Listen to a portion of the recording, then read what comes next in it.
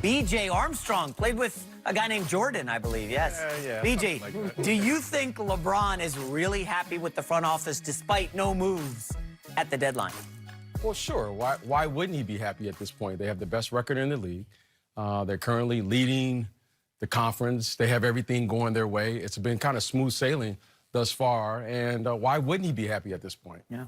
Well, you represent Derrick Rose, Yes. who the Lakers reportedly had some interest in. Do you care to share if the Clippers or anyone else was interested in your client? Well, there was a lot of interest in Derrick Rose, make no doubt about it. Derrick has been terrific the way he's playing, especially off the bench, and he's been a very productive player. And the way the game is played now with all of these small guards who are able to score, penetrate, and do the things that they do, which seems to be a very coveted thing in the game today. Derrick Rose was very high on the list, especially with the teams that are winning, the Clippers, the Lakers, Milwaukee, Philadelphia. So his style of play kind of fits the way the league is playing right now. And, but he's playing very well in Detroit and very happy there to be in Detroit. Were you surprised the Lakers didn't make any moves?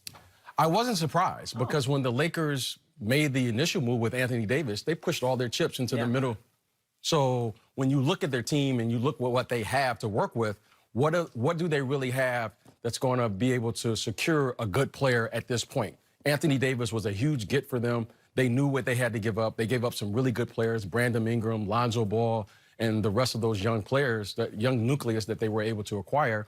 And when they did that, it really put them in the position that they're in now. So what can they really do when you really look at their books, look at their team and the way it's currently constructed? See, BJ, why I don't buy into LeBron, and I agree with you, it's hard to bellyache when you have the best record in the league and the best in the Western Conference. But it's not for LeBron and them, it's about trying to win a title. Yes. And because the Clippers are there, we had Rick Bucher on this show right at the trade deadline, and he just talked about that the Lakers, he predicted that the Lakers would have Marcus Morris at the end of the day, and it didn't happen.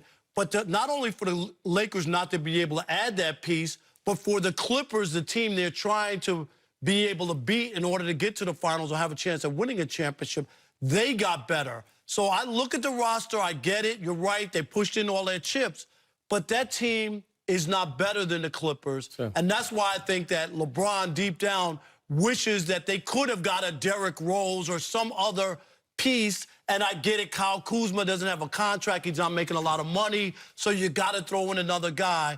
Was Danny Green worth holding on to, not getting another piece that they need?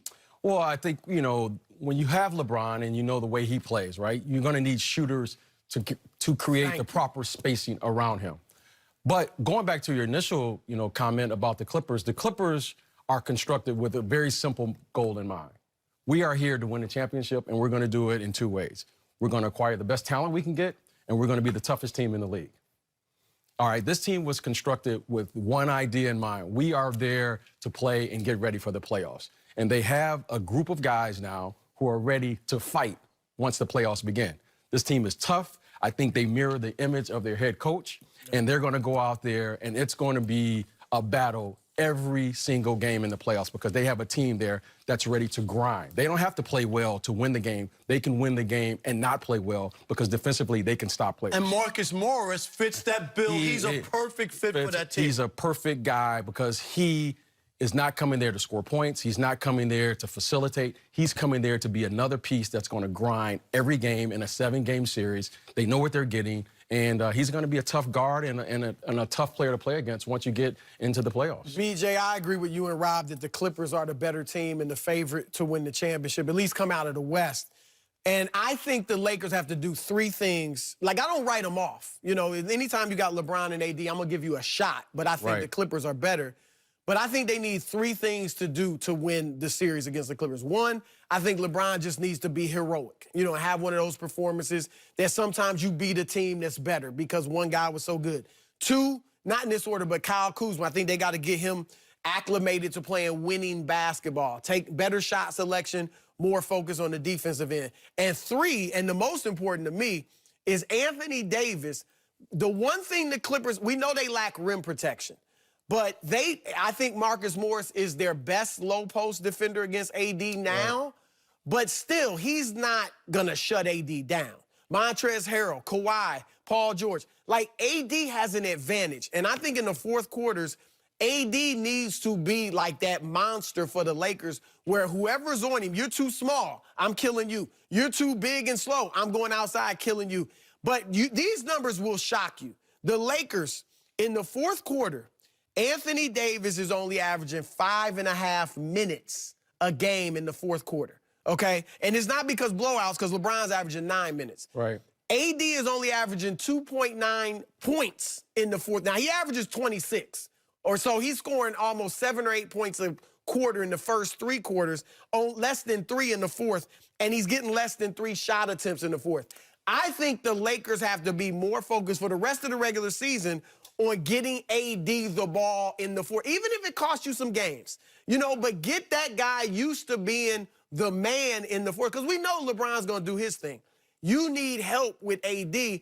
I think they're making a big mistake with these numbers being the way they are for AD. What's your thought on that? Well, those numbers are kind of surprising. You know, I didn't know that those were the numbers I was shocked when I saw them. AD. But I will say this, you know, Jerry West and Doc Rivers, those two of my favorite people in all of the business.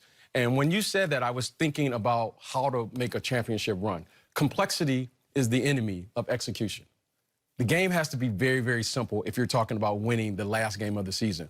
It's very simple what the Clippers are doing. We can stop you, and we know we have multiple positions or players who can score in the fourth quarter. It's a very simple thing for them. So I think the simplicity of how their team is constructed favors them. I agree, LeBron James is a terrific talent, as we know. Anthony Davis may be the best player on the floor, some may argue. But in the end, I think the team and the simplicity of how they have to play, knowing what they can do, fits what you're talking about making a championship But, BJ, run. don't you think some of this Marcus Morris stuff is a little inflated? Okay, Kawhi Leonard played 39 minutes a game during the playoff run last year. Paul George is going to be on the floor. You need Harrell. You need Lou Williams. You need Patrick Beverly. There's not even room for Marcus Morris. There's room for him. He's going to start at the fourth. Okay, so who are you taking off the floor? Well, I think Lou Williams? Patrick Patterson or you need multiple players, right? You need multiple players. And here's the thing that I think Marcus Morris, the best or the biggest value that he brings is he's going to take away the other team's ability to run screen roll. Because now you can switch and you have a player that's very capable of doing what all teams are looking to do, is to have multiple players who can defend the screen roll off the dribble because of the way we play now. We dribble, we drive, we dish. And then what Chris alluded to earlier is that he can defend on the post. So you can't stop Anthony Davis, but that's another physical body that you can put on him. So to make him work for his value is he's going to keep the defense honest on the other end, right? He's a very capable scorer. He's a very capable guy of getting 20, 25 in a playoff series, and he can go out and defend multiple positions. You can't have enough of those. I love how we're making Marcus Morris like you can't all have NBA player at this those point. players I mean, he's never value. made an All-Star team. He's having the best season of his career by a mile on a dumpster fire Knicks team. I think it'd be worse if they added an All-Star because he gets. That's not what they do. Needed a right? role Yeah, you need guys like, you can't have enough of those guys. I mean, Marcus Morris is going to be a huge pickup for them, and we'll see how it all turns out. As good as the Clippers are configured roster-wise, position was great, a perfect fit.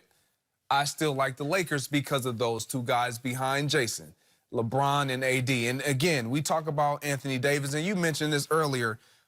You got arguably two of the 3 top players in LA, and one being LeBron James, 2 being Kawhi, and then 3 being AD. I think that has to change, where AD has to be the best player. Like you mentioned this, on the floor. AD has to be that guy. LeBron James is 35 years old, and those stats that you just put out, they have to change. And I think the way they change is you make sure you're implementing him and giving him the go-ahead to say, look, this is your team. You carry us. LeBron is going to do what he does regardless. That's what great players do. But Greg, Anthony Davis has to be extremely special. They're 0-2 against the Clippers this year. And Two close games. And Anthony Davis has a total of 4 points in those two losses. That's about his average. In the fourth quarter, he has a total of 4 points. Just remember, LeBron and AD have played about 50 games together now. They're still working through it. What about the Clippers? Relax. What about the Clippers working? Well, they don't have a big guy. Anthony Davis goes on number 1. 17 Anthony Davis goes from being a 1 everything to like sharing the ball with LeBron. A little different than the Clippers. Thank you, B.J. Armstrong. Great stuff. Great stuff. Congratulations. Good to see you, Another BJ. swish. Yes. And Jordan wasn't even sitting up here. Hey, I'm dishing the assist. I'm Jordan over here. Up next is Andrew Wiggins. Oh, my God. Enough to get the Warriors back to their winning ways Now we're next year. crazy.